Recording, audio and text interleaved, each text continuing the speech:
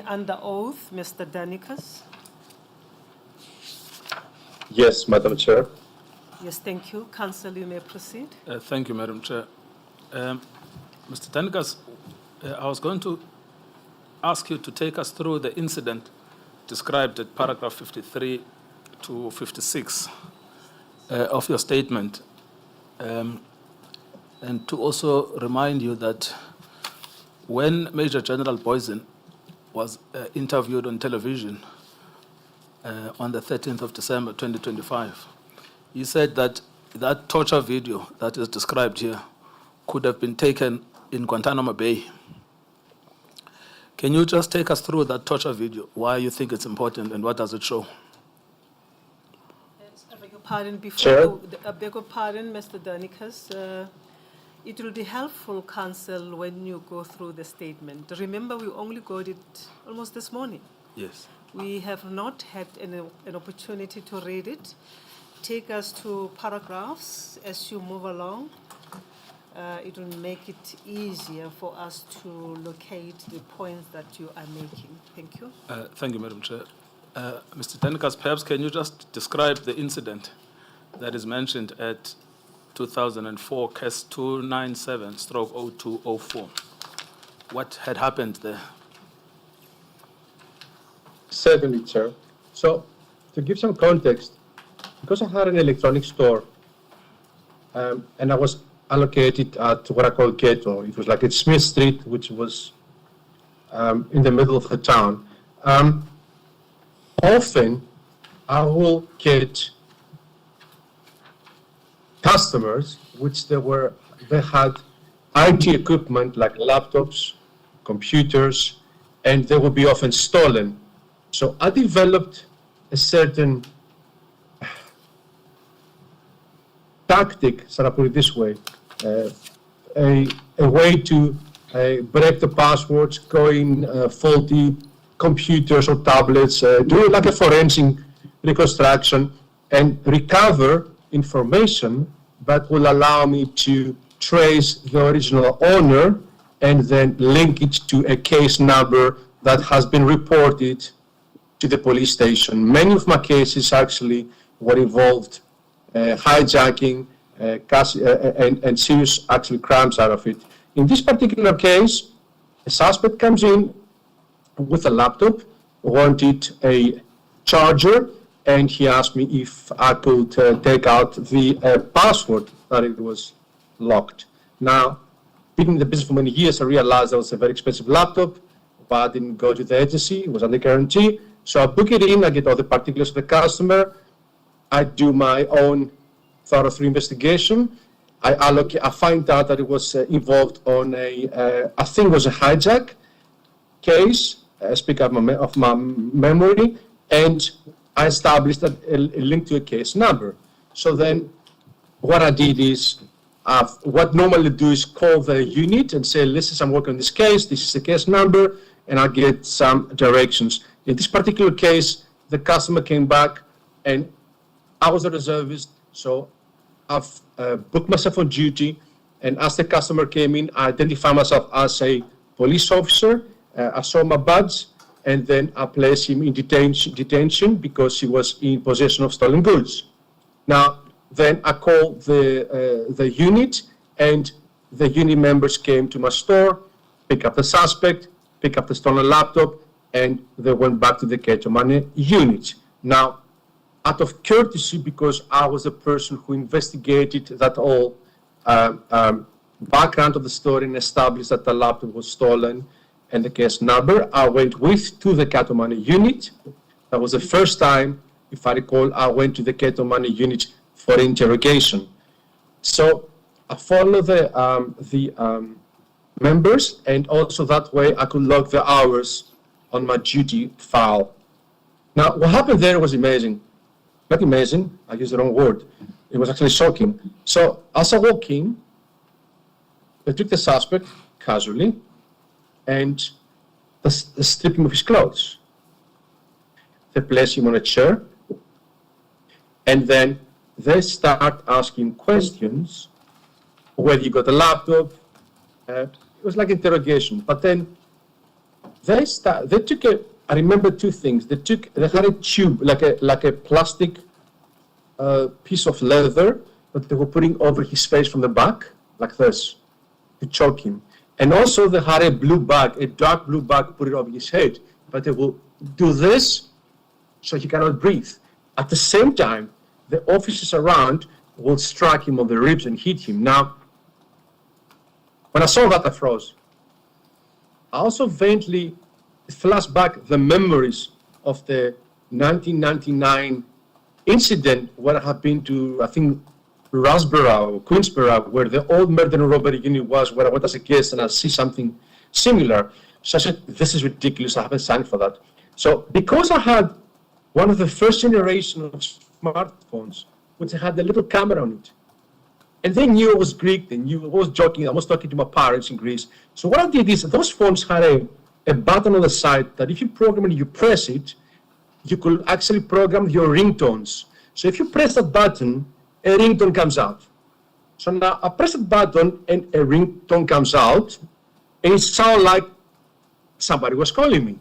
So then I do this on purpose, so I can pretend I'm calling or I'm talking to somebody, which I pretend was my mother in Greece, in Greek, and I turn and I point in that direction so I can have, from a distance I can have an overall panoramic view of what's happening.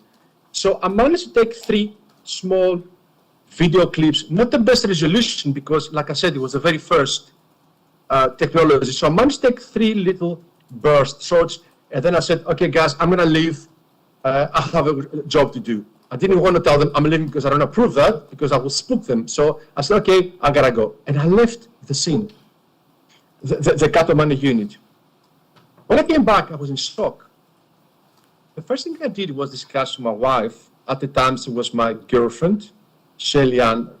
And that girl, always guided me and gave me also some very good advices. I owe a lot to her. So she told me, Ari, this is ridiculous, this is bad. She was in shock. You gotta tell Johan. I said, yeah, I agree with you. I have to tell Johan because Johan Boyson is A, friend, and B, the commanding officer. He's the boss. He needs to know what those guys are doing. To us, that was like shocking. What I did later on, I don't recall how many days went by, but I said to him, Johan, when you cut my shop, I need to talk to you something serious. So he came to my store. Now, Celia, my wife, was also present. And I said to him in the video, I said, look, this is what the guy's doing. Look what you're doing at that new unit of yours, at Cato Manor. So if you look at the video, to our surprise, if I'm my wife, he goes, that's my boys. That's how we're getting results. That's how we're getting confessions. And he says to me, get rid of this. Don't show it to anybody. You get into trouble. He also asked me, and that's quite interesting, I had a laser printer, a professional color brother laser printer. And he asked me to take a screenshot of a specific video frame that displayed one of the Cato Manor officers, and he wanted me to print him an A4 large picture frame of that because he had a problem with that officer and he told me he wanted to blackmail him. That's exactly what happened that day. But after that, I found it very difficult to be invited to the Cato Manor unit. Next time I went to the Cato Manor unit, I remember they had a green plastic bucket. And every time I'll enter, and others, will collect the cell phones and put them in the bucket. And that made me understand that Johan Boysen, instead of go and follow the procedure, because at the time I considered no disclosure, he actually sold me out and told the guys that this guy is taking video, be careful. And that's how they knew, and they start removing my cell phone next time I was going to the Cato Manor unit. Thank you. Yes. Could you look at paragraph 56, where you've attached the video, and then if you have it readily with you, play it for us. Apologies, I cannot play the video. Okay, apparently there's an arrangement by the attorneys. They will play it. Sorry, I wasn't aware of that arrangement. It's clear who's in charge here. Who's doing it? Okay, yes, please.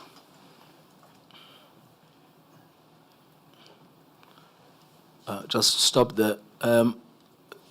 So, Mr. Danikas, can you just comment on what you are seeing? Just go to the beginning. Okay. Just where it starts.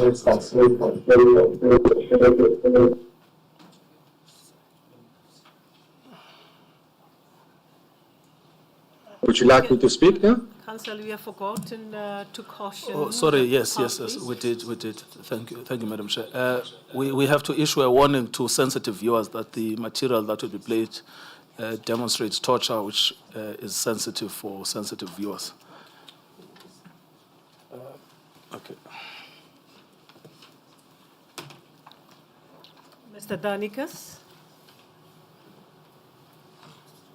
Yes, Madam Chair. you heard what Council was saying, that we have to sensitize sensitive members of the public about what we are about to see on the screen. You understand that? Yes, I do, Madam Chair. Yes, thank And you. I agree, some of the material very graphic. Yes, thank Yes. you. Okay, you can continue. Just stop there. Yes, thank you. Mr. Danikas, I need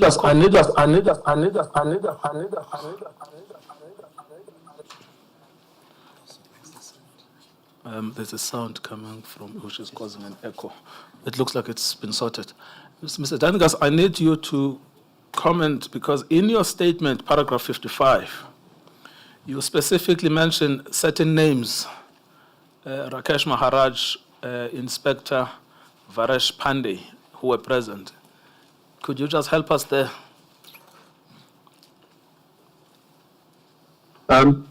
Right here, the faces are not visible. On a further video, I will be able to identify the two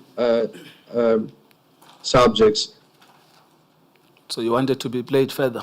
But if I may comment on that particular scene, Yes. give some narrative. As you can see, it's exactly what I described.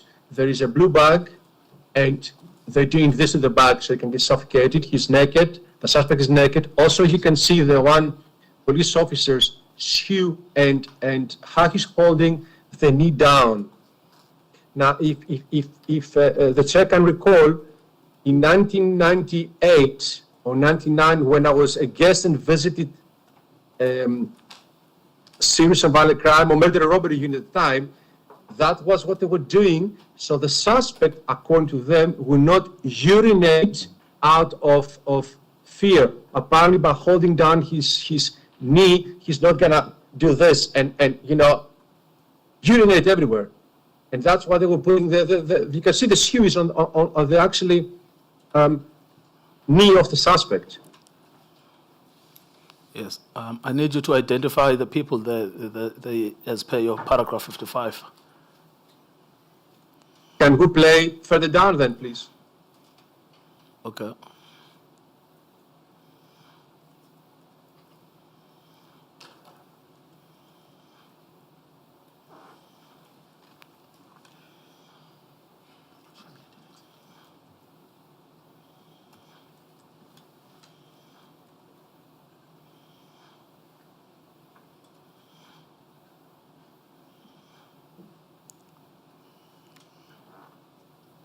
Chair, there are 3 video clips in sequence. We'll have to go to the next one. All right.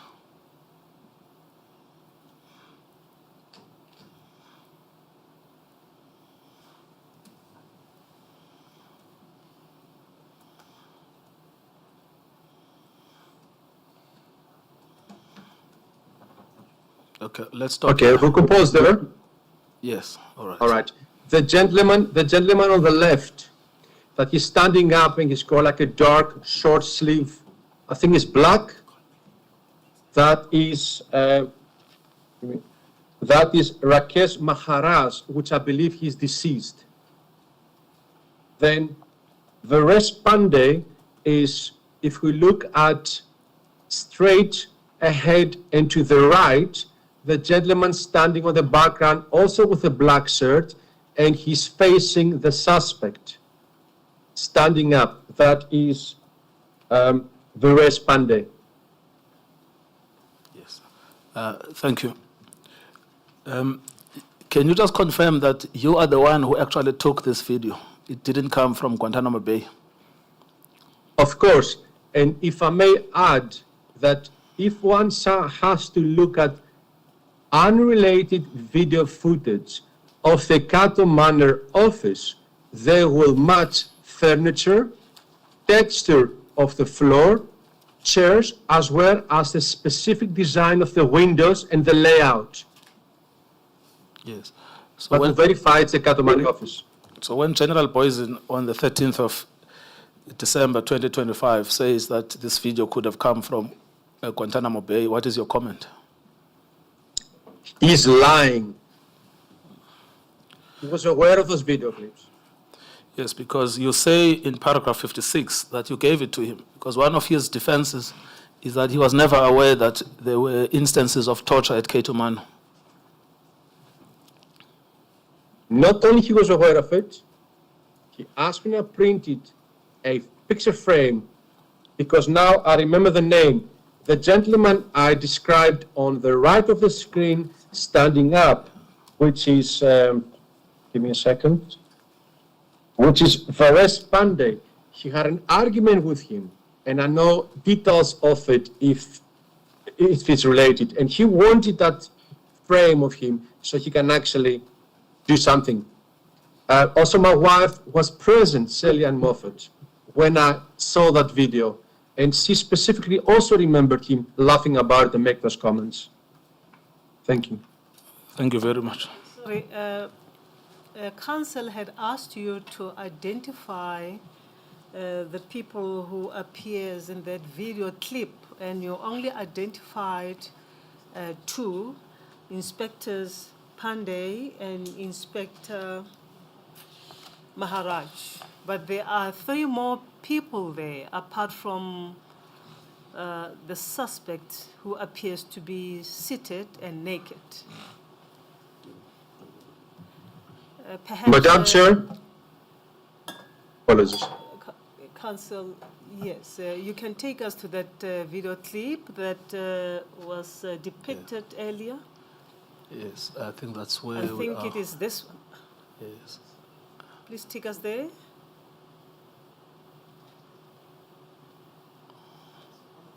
I think it's the third one.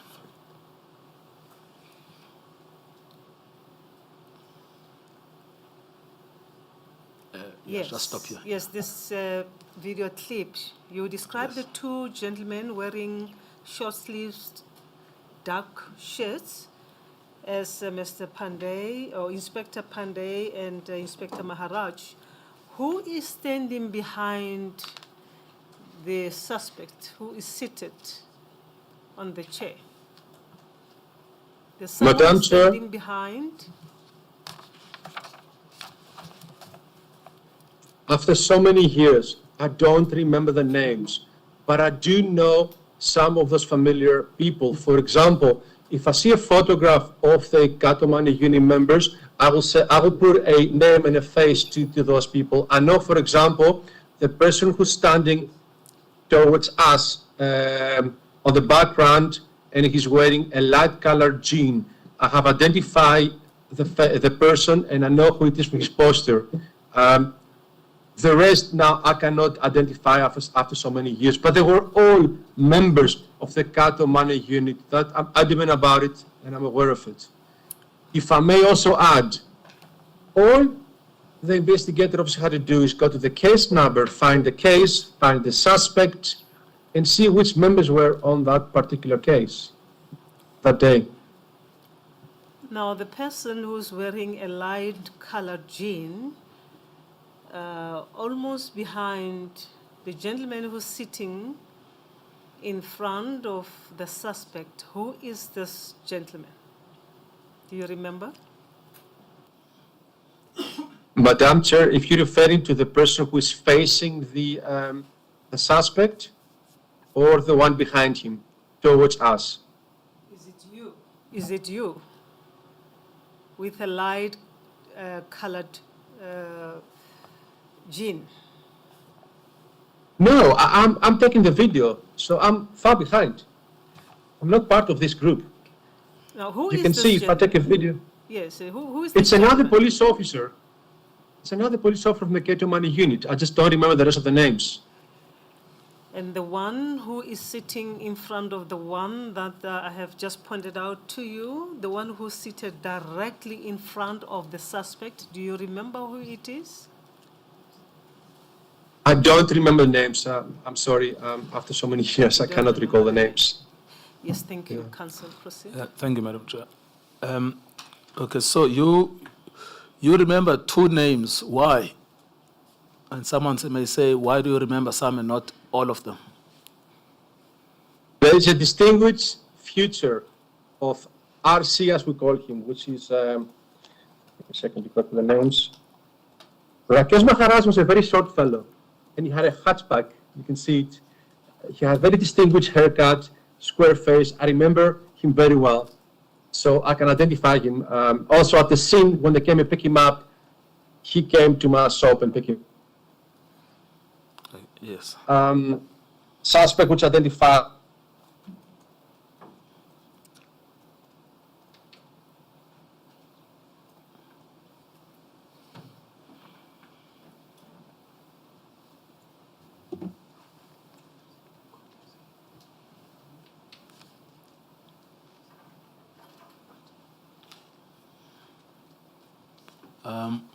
Mr. Danikas, are you frozen again?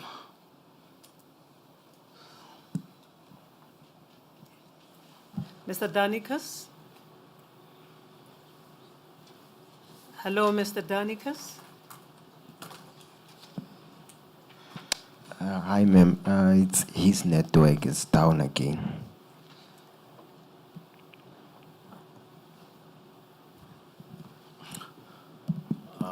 Yes, let's wait for a few minutes and see if he can reconnect. Who is JM and KM? These initials which are appearing in front of us? JM is official at the mission.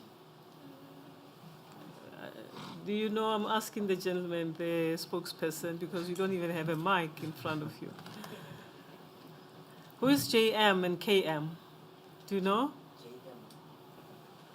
Speak to your mic. Who is KM? KM is Katlego.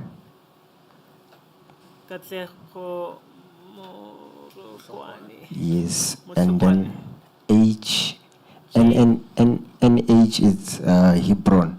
He's the one who created the meeting. And JM, that occasionally appears on our screen when Mr. Danikas is disconnected.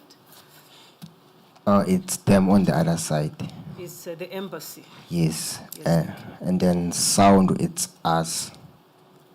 You are sound. Yes, so meaning our laptop, it's the one that interface sound. Yes, thank you. Let's see if we can, thank you, sir. Let's see if we can reconnect again. Mr. Our spokesperson, do communicate with the embassy, please.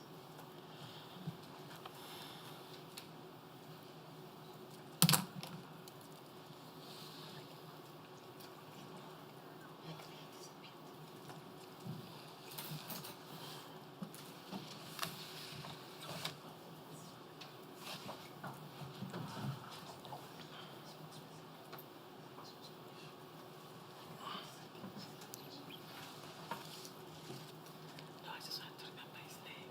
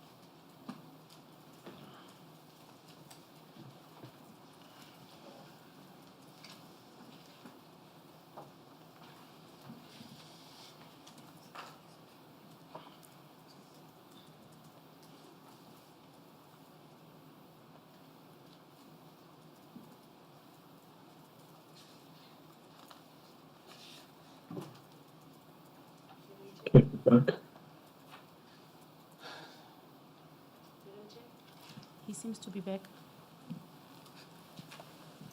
Thank you. Yes, thank you. Mr. Danikas? Yes, Madam Chair. Unfortunately, the internet keeps cutting off.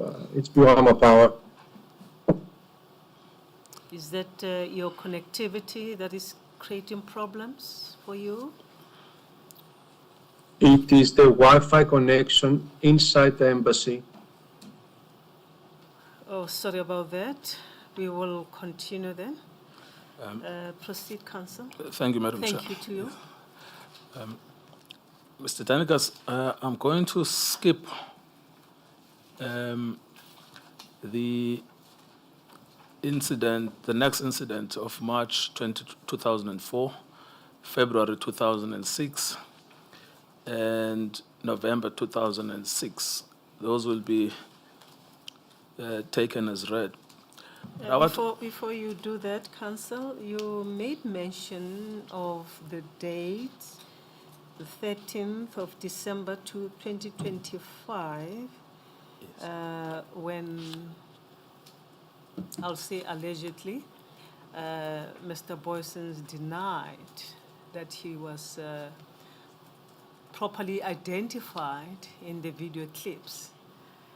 I would like to, for those who don't remember precisely what actually happened in relation to the statement that he made.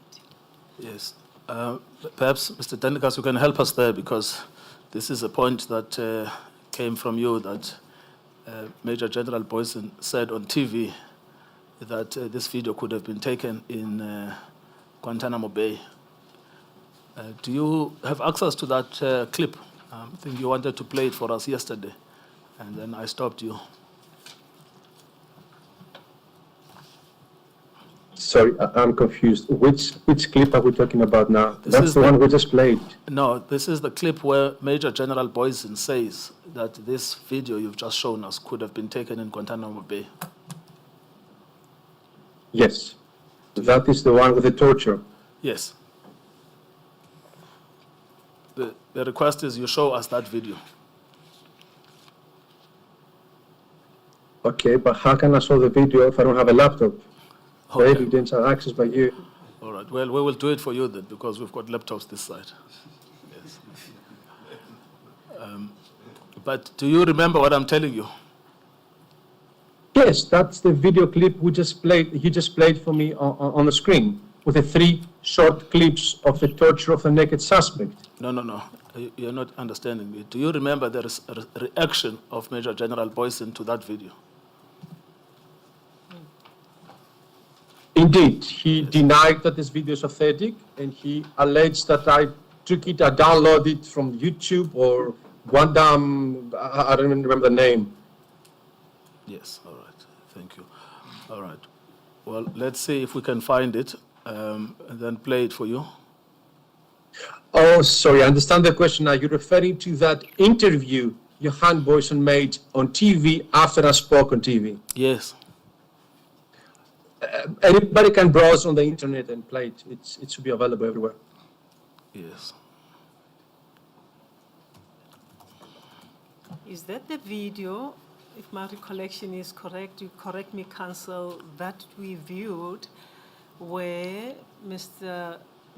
Boyson's picture was not shown, but his legs were shown wearing short pants. Is Yes, that the no, one?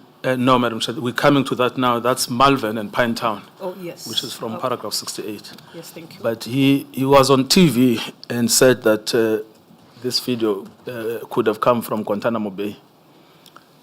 And that's what the witness was upset about. Mr. Danikas, we will come back to this in a moment. I need you to take us through to the second video. You remember on the 12th of December 2025, I put 2 videos to Advocate Batoyi, and I need you to take us through the second video, which is at paragraph 68 to 76.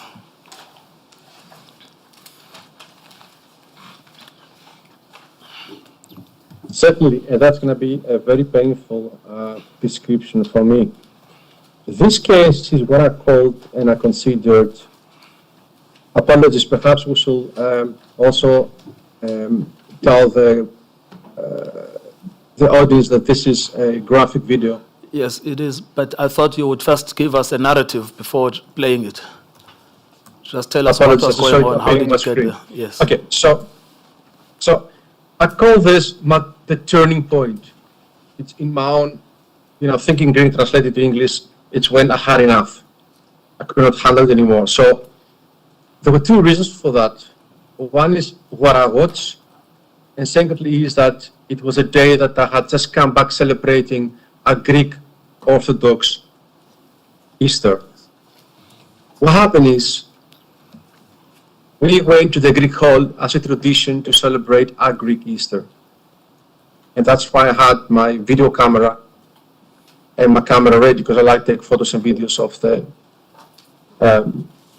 celebration. We returned back, accompanied by my wife, Celian, as well as another couple, which was a best man of the wedding. The names are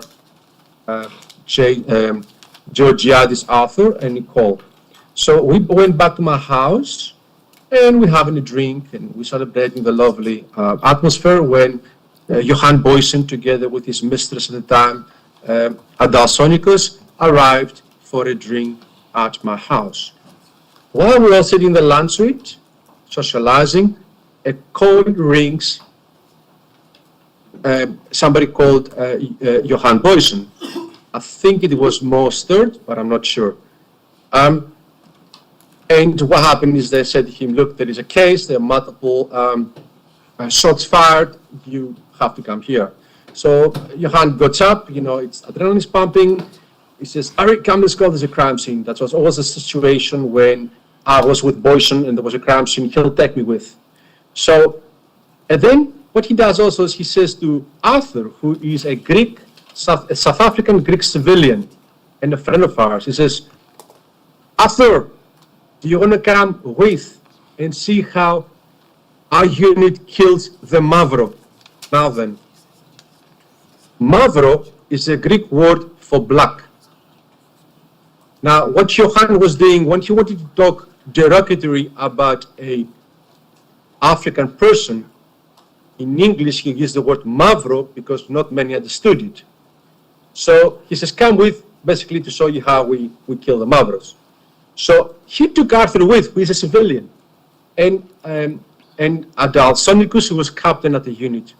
So we all drove there to Malvin. I think we drove in my car. We go to the crime scene, park outside, going, and I have my cameras, as always having a crime scene. We go into the scene. I enter the scene from the, if I recall correctly, from the rear. I enter in, there's a parking lot. There's a door of the house, and then I see two cars, and then I see one dead African suspect trapped in a car. I've seen that car was tried to go through the door, and the man was inside, shot multiple times. There were bullet holes everywhere, head, body. But then to my horror, as I turn around on the corner, I hear sound and movement, and there is this African man, and he's bleeding profusely, but he can still talk, and he makes noises from sound, and he's going, I don't want to be graphic, but he's going left and right, and there's blood going all over the walls, and he's slipping into his own blood. And what I've seen as I enter was a bunch of policemen around, and they're all casually talking to each other, and it's like the Mostert says to the owner, go inside, there's black something, I don't speak Afrikaans, and then give me some tissues and something about the jet ski. They were making fun, Olivia was making fun of the suspect. That's been actually recorded on one of my sound clips. While the man goes, Olivia says something in Afrikaans, and then he goes, He like makes fun of him. Then Adalsonikos goes, sits on the one corner, right next to that person who is bleeding, sits there like this, looking at him, and you can see him body language like enjoying sitting there like, and start saying things. Now I'm busy taking video clips, going around, do what I have to do. In the meantime, I'm so shocked that nobody does anything. And I'm start mumbling and saying, we need an ambulance, guys, do something. In fact, on some of the video clips, my son's been recording and says, director, we need an ambulance. And what I'm saying is that people are making fun of me and say, shame, we need an ambulance, and say stupid things. And Johan Boyce is getting irritated with me because, like he said in his book, I was nagging and I was a drama queen because I was requesting assistance. I mean, it's a natural thing to do as a human being. So then, Johan comes and tells me, listen here, Harry, he says, listen here.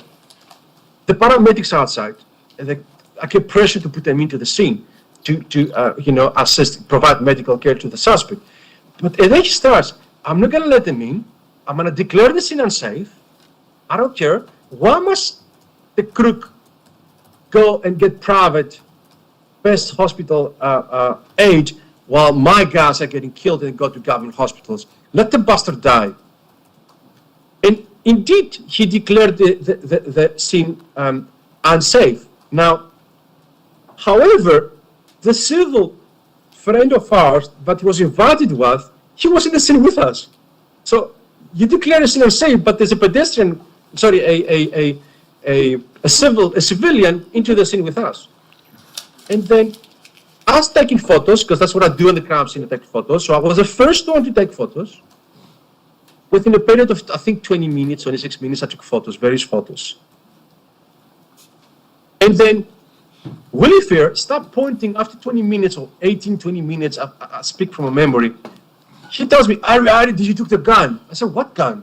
And then here, he points out the first suspect, which I see that he was dead already, deceased already. And then suddenly he points out a place in a very weird position where a gun is lying, which to me at least is defeating the end of physics. And the body has been moved. Because I've taken photos of that same scene and the same body. He's lying in one position. There's no gun around. Next thing, and I don't miss guns. And next thing, 15 or 18 minutes later, Captain Olivier tells me, did you took the gun? And then I said, what gun? I go close by, and the body's moved, and there's a gun there standing upright, which is crazy to my humble opinion. After that, the suspect finally stopped. I can see he's now dying. So I said, you know what? I'm going to focus on that suspect. I'm going to focus on his face. I'm going to focus on him because I know the truth must come out. He has a voice. He's a human being. He's not a dog. He's a person.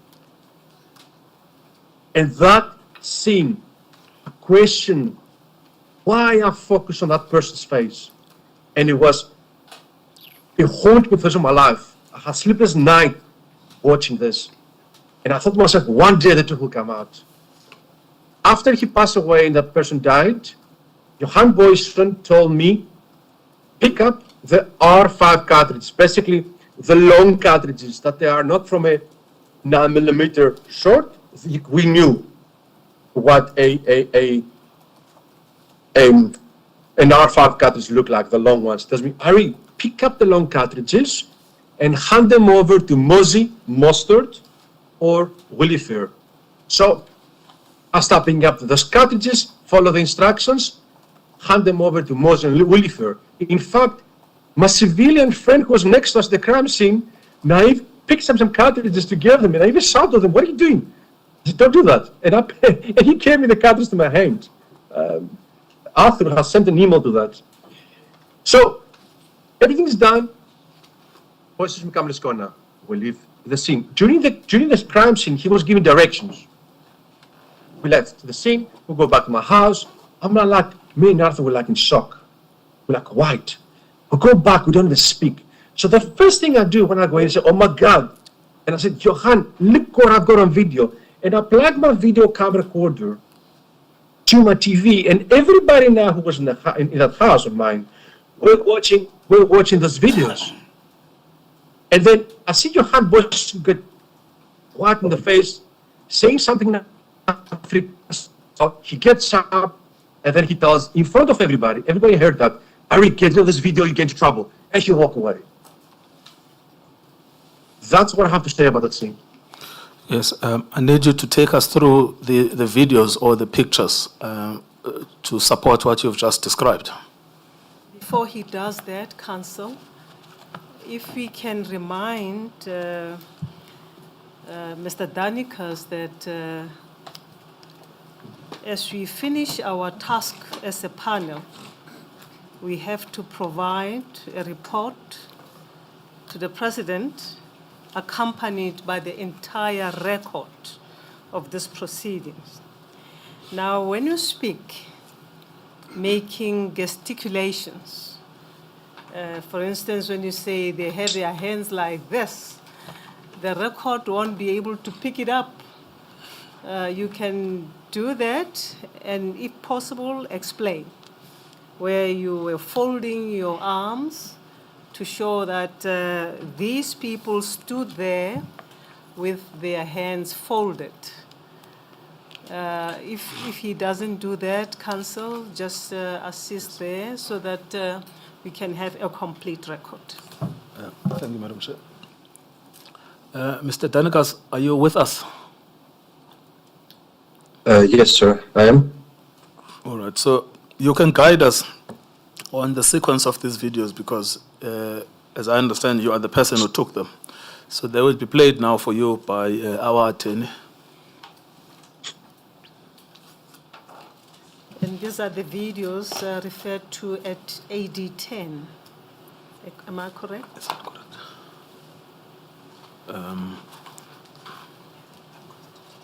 For page 4 of 19, the top Madam Chair, I thought paragraph. these were.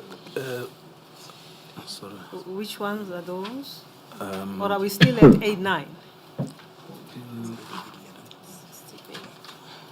So we are at paragraph 69, Madam Chair. 69. Yes, AD 11. I think you said AD 11. AD 11. Yes, then you were correct. Yes, the two previous sins, I've skipped those over and Yes. they should be taken as read. Thank you. So we are now at paragraph 69, those videos, AD 11. Thank you. All of them, AD 11, AD 12, yes, AD 13, and AD 14. Yes, Madam Chair, there are 4 of them. Thank you, Council. Yes.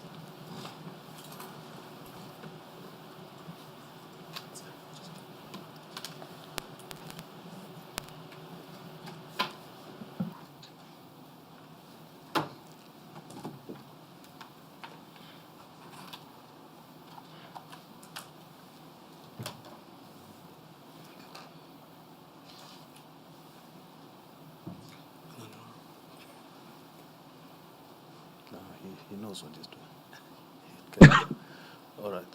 Tell if you us can- which one is AD 11, and because I see AD 10 on the screen, which was the one that I referred you to earlier. Yes, that's AD 10, actually. Yes. I'm not sure if they've got this right. Would you like to move on? All right, just play that because I think it's still the same scene. Mr. Danikas, feel free to comment.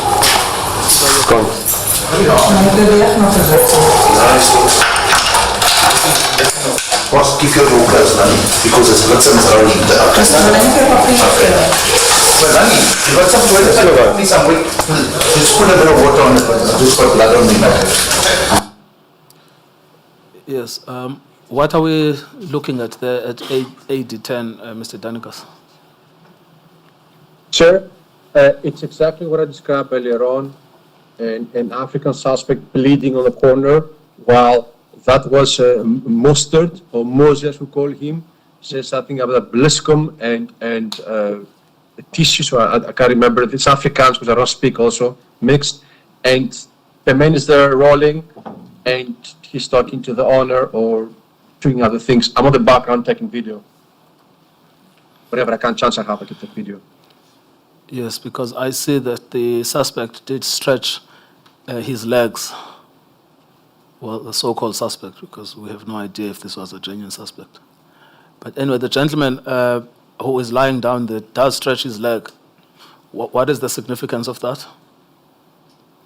That was a suspect which, when I walk into the scene, for the past 20 minutes, 20 minutes, I was, sorry, I get interference from the IT department. They're talking to me and I can't concentrate. It's something urgent. I don't know how to handle this.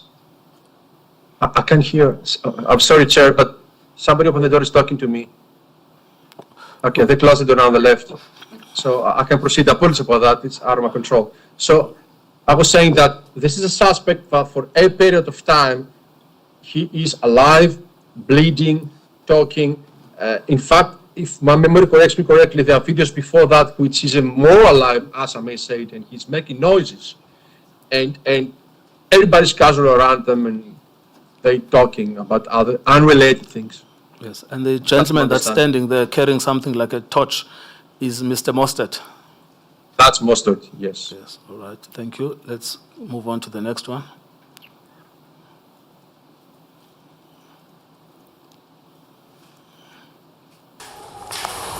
Go on.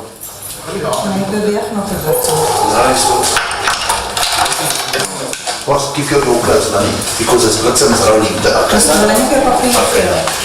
Well, Lani, you got some toilet paper? Give me some wet. Just put a bit of water on it. I've just got blood on me now. All right, thank you. I think that's the same. Chair, I think that's the same one we played earlier on. Yes, you're correct. So that's actually AD 11. Want somebody clean.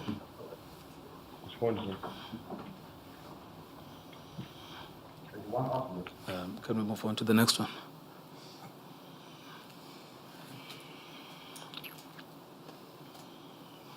People are nader.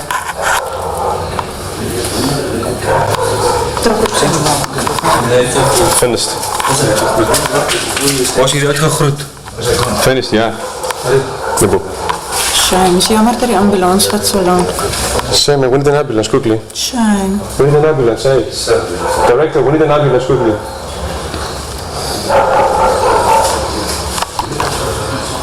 That dog is tracing something there. I hope he gets the other suspect. All right. What's going on there, and who's the person who keeps on saying we need an ambulance? I've been saying many times we need an ambulance before and in between the videos. Johan Boyson is laying over. He's got his famous shirt of FBI. You can see it's written FBI on the side. I know exactly how he got this FBI shirt because I also got something from the FBI who came to visit us that day. So he's wearing that FBI shirt. It's there. He goes over to make sure the suspect is dead. Then he says something in Afrikaans, which it was translated to me later on. Groet, he met his maker, or good, he's dead. I'm not sure what it means. Adal is standing on the side making fun, saying, shame, we need an ambulance. And that's what I can say about this. So the two people, maybe let's just go there that you can identify the people there that are on this video.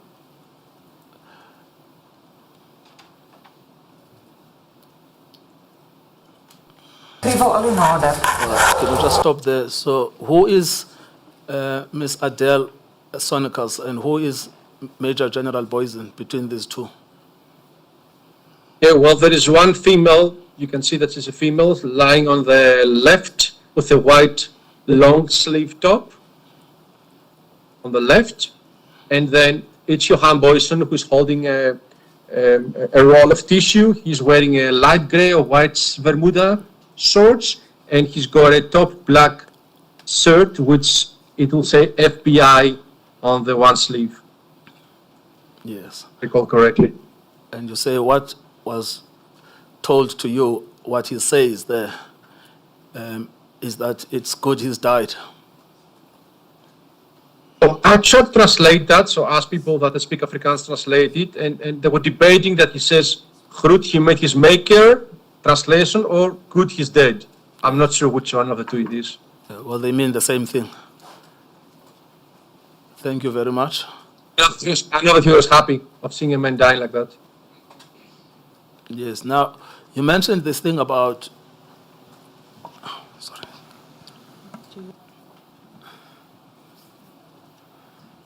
Thank you. Thank you, Chair.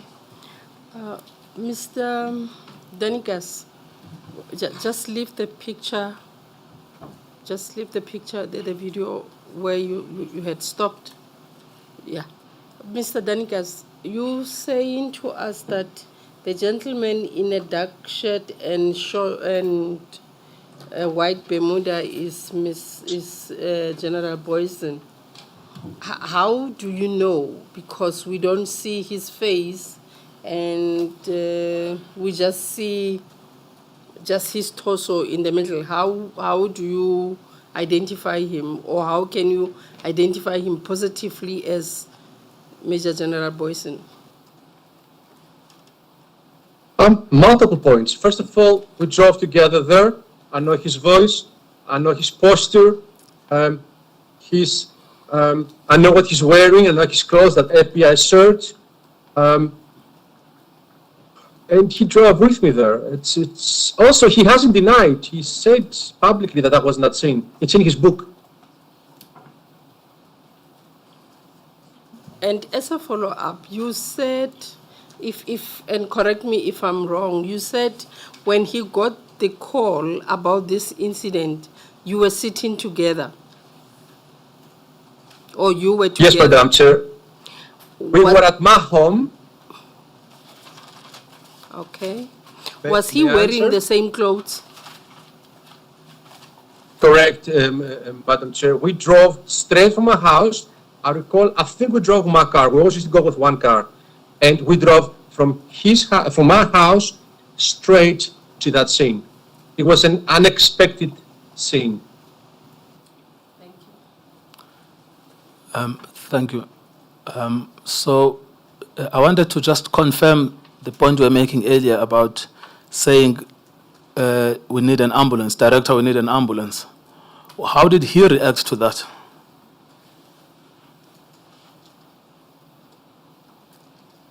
You will hear at the end of the video, he goes, Ari. And then I close the video because he came to speak to me. You will hear saying, Ari. He addressed me. And I go, Yebo.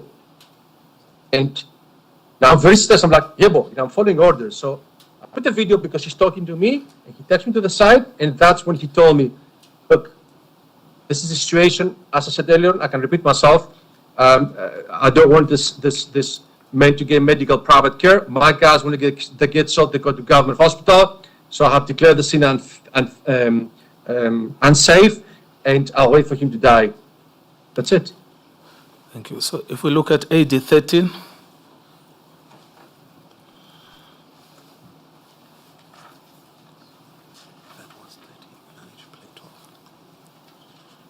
was that 13? And we at 14 because at the bottom of what we saw earlier, Council, was AD 13 bracketed 2. Is there another AD 13? Madam Chair, apparently we should be playing AD 12. Yes, they jumped AD 12. Yeah, yes.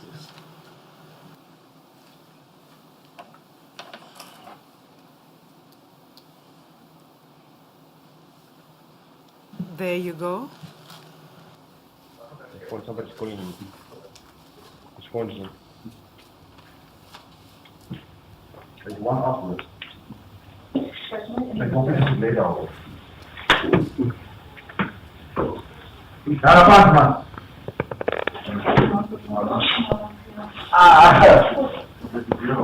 Hey, don't be fucking down.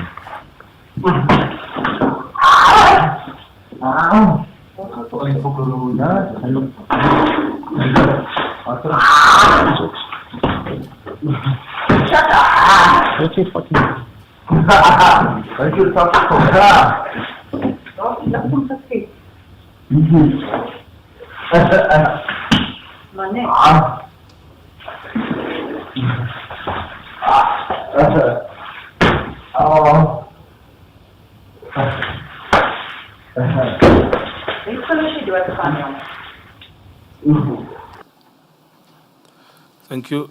Mr. Danikas, what were we looking at? This picture was taken, I recall, as I first entered the scene with a cell phone, because the lighting is very dark. It's not the same quality as the video I took later on, unless it was the same camera, but the setting for the exposure was different. I'm not sure. But what's important in that video clip is the sound and the movements. I said earlier on that the suspect was making lots of movements and he was slipping in his own blood. Now then, you can't hear somebody saying Afrikaans or in Zulu something, which I don't know what it means. That was Willie Fear. I know his voice, I identify his voice. And then when the suspect goes, you hear somebody goes, he's making fun of him. And again, that was Willie Fear imitating that poor man's suffering in his voice. That's what I have to say about the scene. Yes. And then the last one, AD 14. Maybe just before, just one thing. You say, Mr. Danikas, you say that this person clearly from the video clip was actually moaning in pain, rolling and so forth. But then you say there is also a voice in the background of someone who is trying to mimic him by the sound and you say that person is Mostert, or you said it's Olivier, I beg your pardon, and you say that person is Olivier. Is that correct? That is correct, Madam Chair. Thank you. Thank you. And then AD 14.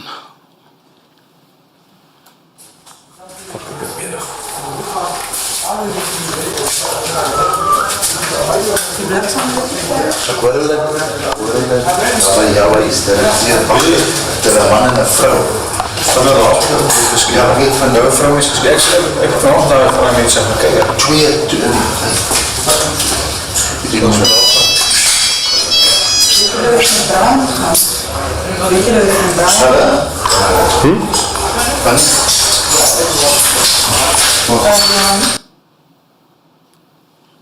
Yes. Mr. Danikas, why is that important? As you can hear, there's a whole bunch of people speaking. You can hear Adal Sonicus, and I can hear the voice of Johan Boysen speaking in the background in Afrikaans. I know both of the voices very well, so I can clearly state that's the voices. Now, I don't understand what they're saying. I don't speak Afrikaans. And that's the point where I was so disgusted about what I've seen. And I said, I'm going to record that scene, and I'm going to go public with it eventually. Yes, you mentioned earlier that there was something about the placement of a gun. Can you just take us through that? Sir, I might not be a forensic qualified expert, but I've been to many crime scenes, complicated scenes, and I've processed it as a crime scene investigator. So, if you go to the previous one of the videos where Adal Sonicus, Captain Adal Sonicus, was standing, and in front of her is Johan Boysen bending over looking at the body. What I've done is, a source sent me while I was in Greece, I will call it IPD, I'm not sure, docket of the report of that scene, you know, when they came over after we left and they do the work.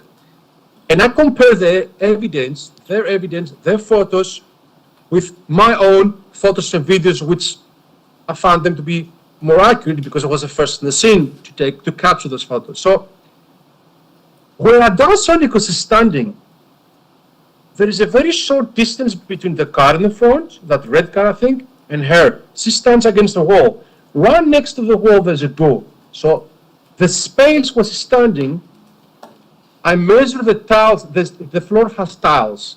So if you do a reconstruction of the scene, you'll see that there's some tiles and there's a gun there. So actually you can calculate that this gun that magically appeared, and I did not take a photo of it, apparently, Adal stands on it, and the gun is cocked. Now, nobody with a bit of training and common sense will stand on evidence, and especially on a cocked gun, because your feet will go over it. So when I reconstruct the scene and I compare the photos, I could see that there's no way there's a gun there, because Adal stands on the same place where the gun's supposed to be later on, and that belongs to the suspect apparently. Yes. Maybe we could just look at, which one are you saying? Is it AD14? Just to confirm what you're saying.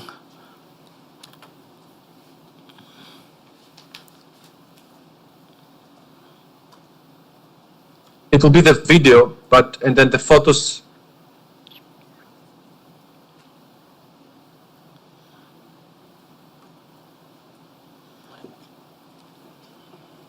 Yes, let's first look at AD14, which is a clearer picture of where the suspect is lying.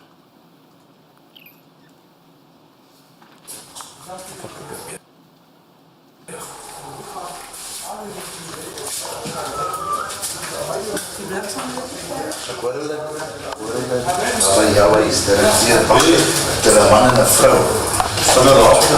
Ja, ik weet van de vrouw is gesprek. Ik heb vanochtend naar van hem iets zeggen. Kijk, twee. Die was wel.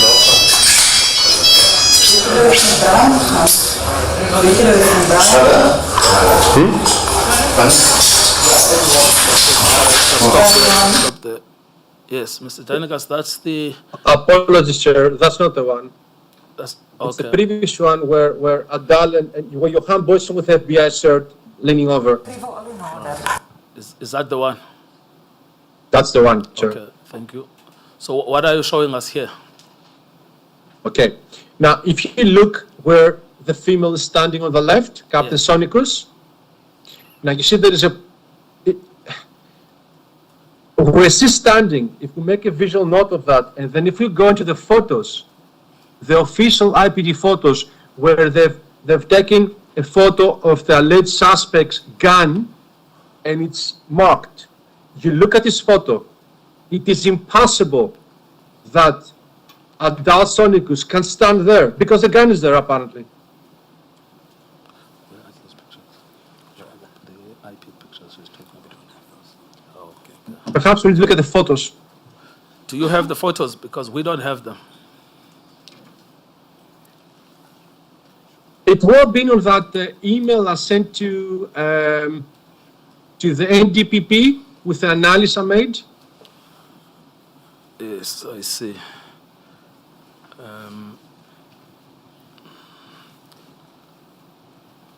So where would those be?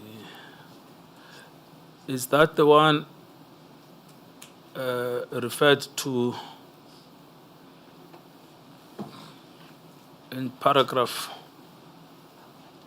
Okay, it's going to be flighted now. So just to tell us, I think the attorneys... There you go. Yes. Is it possible to zoom that? So this is a report by Constable, Captain Mangena.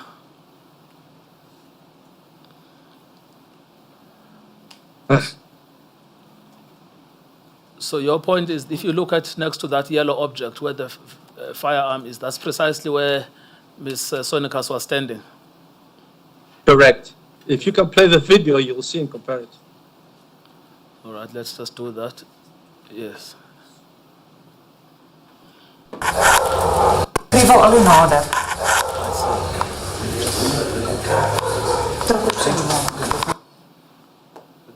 There is a, yes. People are in order. That's fine. I should just show her feet. Yes. Is this what you are talking about? Correct. Sure. Yes. So what conclusions are you arriving at here? There was no gun there when I was taking that video, because I'm standing right next to Adal Sonicus. So where's the gun? We both kind of crumble into the gun, a cocked gun, and we were trained not to contaminate evidence. So here we have Johan Boyson walking through a little corridor, like 2 tiles apart. Adal Sonicus standing exactly in the position of the gun, and I'm right next to her, next to us a door. So there is no gun there. Otherwise, we'll have trampled into the gun. It just doesn't make sense. There was no gun there. The gun was planted afterwards. Yes. Well, the picture that you saw earlier is from a report by Captain Mangena, the ballistic expert, who also came to the same conclusion, that there was no gun at the time of the so-called shooting. But the point I wanted to ask you, Mr. Danikas, is really this. I mean, you've now shown us direct evidence of Major General Boysen personally involved in, according to your version, saying a suspect should not be called an ambulance for, a firearm being placed. And we have this very odd scenario here where he just says, no, he was never involved. He didn't know what the Cato Manor people were doing. He would come to the scene after the event. What do you say about that version? He's lying. He was the godfather of the unit, if I may use that word. Nothing went through without him. He would know exactly what happened. He even told us many times, guys, if you do something wrong, it's okay. Just let me know about it in advance so I can fix the problem. Don't get caught. I need to know so I can fix the problem. I can make the problem go away. Yes. And you say this particular scene was the turning point for you. Why?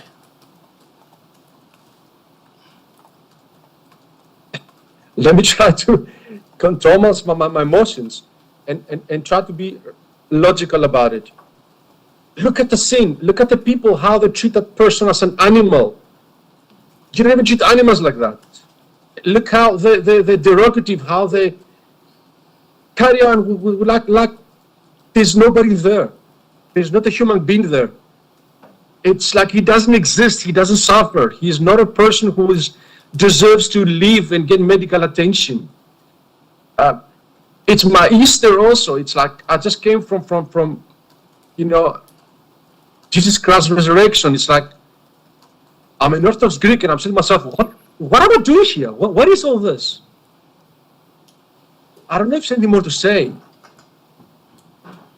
And that's what made me, 2007, made me say, I need to get out of that. I cannot stand that. It's ugliness. But then the whole unit knew that I had investigated them, I had evidence. They had broken into my house a few months ago. They went straight to my office. They didn't even take my firearm, my shotgun. They didn't take my safe. They only took IT equipment. I had death threats, and within a period of a year, a couple months, I left. Yes. Madam Chair, I'm ready to move to the next scene, which are now we have even the previous one is now within Captain Mangena's territory. But the next one is paragraph 77 and 78.